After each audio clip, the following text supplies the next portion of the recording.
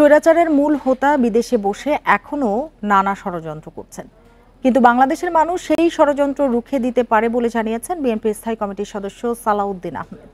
সকালে রাজধানী চন্দ্রিমা উদ্যানে বিএনপির প্রতিষ্ঠাতা জিয়াউর রহমানের সমাধিতে ওলামা দলের প্রতিষ্ঠা বার্ষিকী উপলক্ষে দোয়া অনুষ্ঠান শেষে একথা জানান তিনি। বলেন, ফ্যাসিবাদের দোসররা এখনো রাষ্ট্রের নানা পদে বসে আছে, ষড়যন্ত্র করতে তাদের ইচ্ছে পূরণ হবে না। জানান, বিএনপি সব ধর্মের স্বাধীনতা বিশ্বাস করে, এই দেশে কেউ সংখ্যালঘু নয়, সবাই বাংলাদেশের নাগরিক।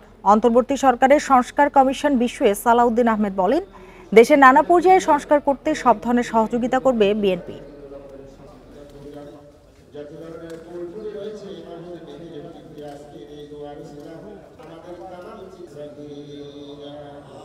তাদের ফেসিবাদের দোসররা এখনো সব জায়গায় প্রতিষ্ঠিত আছে, তারা এখনো বাংলাদেশের সমস্ত জায়গায় বসে চেষ্টা করবে বাংলাদেশের অস্থিরতা সৃষ্টির জন্য। কিন্তু গণ আন্দোলনের যে আকাঙ্ক্ষা, গণবিপ্লবের পরবর্তী মানুষের যে অভিপ্রায় এবং মানুষের মধ্যে যে উচ্ছ্বাস সৃষ্টি হয়েছে, তার মুখে সব কিছু ভেসে যাবে।